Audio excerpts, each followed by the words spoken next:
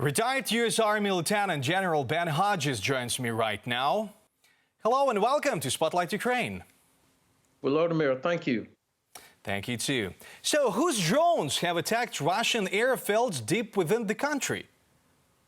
Well, of course, we don't know, and maybe we should not know. The Ukrainian General Staff has been very disciplined, as well as professional in protecting information. And I think it's a good thing that they don't advertise or brag about successes like that if it was them. There's no need to tell Russia what capabilities Ukraine has. But at the same time, the Russian Defense Ministry said that the Soviet-made jet drones were used for these strikes. Can we rely on this information? Well, of course, I'm always skeptical of anything that comes from the Kremlin, and they will attempt to put anything that happens negative, to put it within a light that is best for the Kremlin. So it would be very embarrassing for them to have Ukraine demonstrate a technological capability like this, or that their air defenses could be so easily penetrated. So I would be skeptical of any way that they try to explain this. Yeah, I see. Can we conclude that these attacks on military targets far from the border are the turning point in this war? So, and there are no more safe places in Russia anymore. Well, this is an important point that you make. If, in fact, this was a long-range capability that Ukraine has demonstrated, then that means we don't have to wait for ATACMS or other things, that Ukraine has the capability now to start hitting on its own Russian bases in Crimea, as well as inside Russia. And of course, I completely support this, because Ukraine has the right to defend itself and to protect its people from what Russia is doing. And most of these missiles and rockets that are killing innocent Ukrainian people are being launched from inside Russia, as well as inside Crimea. Jens Stoltenberg said that Russia is aiming to freeze the war conflict, at least until the upcoming spring. So do you think that Russia will accumulate enough forces for counteroffensive? And what is the Putin's plan? What is he going to do? Well, I think that the Kremlin recognizes that Ukraine has earned or achieved irreversible momentum, that Ukrainian forces have the initiative. And so their only hope for Russia, for the Kremlin, is to attempt to drag this out, to make the war go longer, in hopes that the West will lose the will to continue supporting Ukraine. So they're going to attack infrastructure, to put hundreds of thousands of Ukrainian citizens on the road into Europe. They're going to trade bodies for time with these recently mobilized Russian soldiers. They don't care how many of them are killed. It's just to buy time.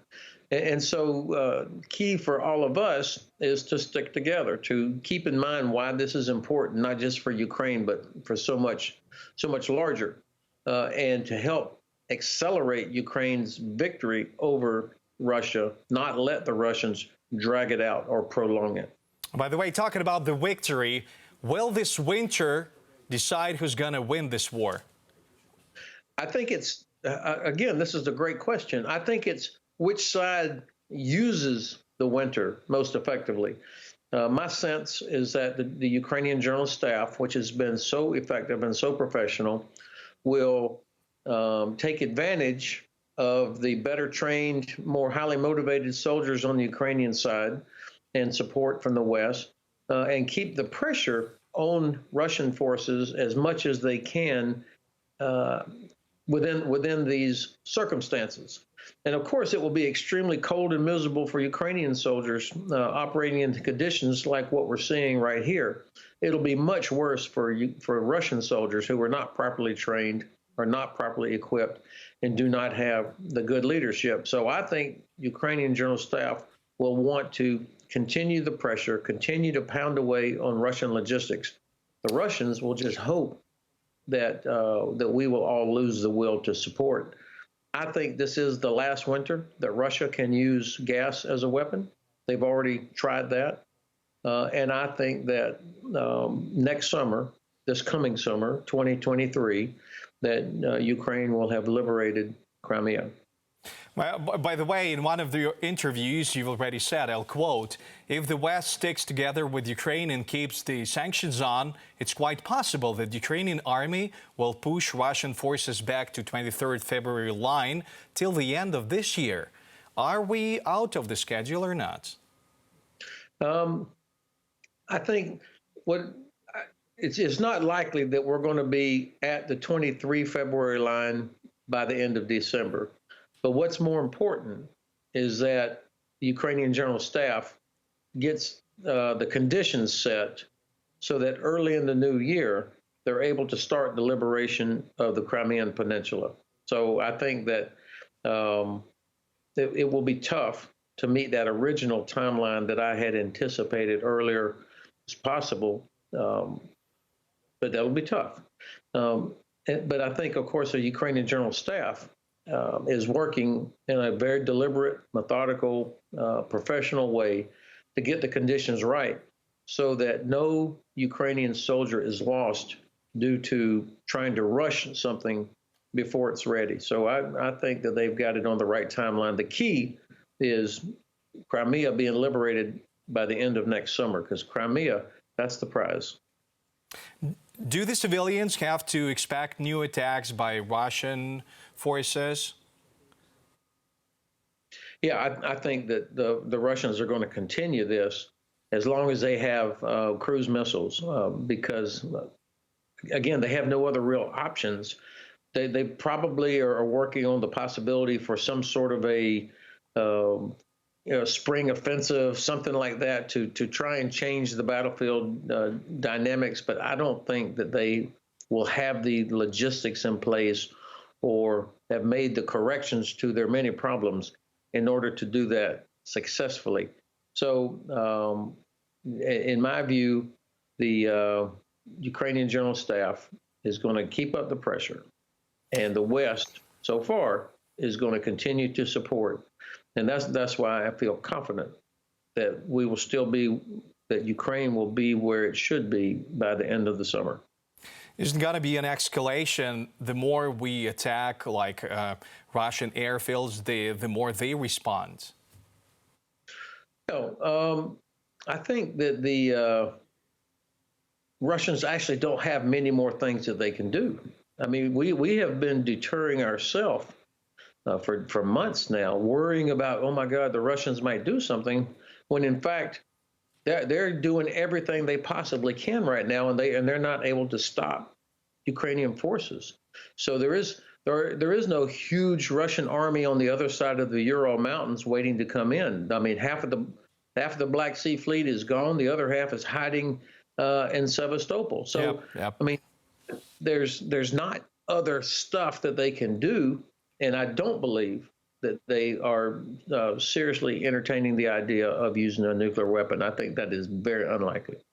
Does the Ukrainian army now have the right to strike the airfields deep in the Russian territory?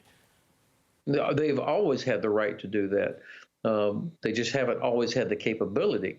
Now, I disagree. I understand why the U.S. administration is reluctant to do this, but I disagree with it. But having said that, the General Staff is obviously not waiting on the U.S. or anybody else to provide capabilities if Ukraine is able to do it themselves. And they have demonstrated a remarkable ability to innovate and to incorporate new technologies. So I think that, yes, Ukraine can always defend itself. It can always attack targets in Russia. But the government in Kyiv is also very smart, and they'll be thinking about, while it's good to hit a Russian airbase, it's even more important that they keep support from the West coming. So I think the General Staff and the government in Kyiv will continue to balance that as well. Thank you once again, and thank you because you've just said that we do have a high possibility that Ukrainians will celebrate the next Independence Day in August 2023 in Sevastopol, Crimea. I certainly hope that's the case. I mean, that's because Ukraine will not be secure if Russia retains any part of Crimea. Thank you once again. Ben Hodges was the guest of Spotlight Ukraine, and now we continue. Thanks for watching our YouTube channel. Latest news, trends, and analytics on all about Ukraine. Like, share, and subscribe. Any questions, proposals, and comments, contact us via email.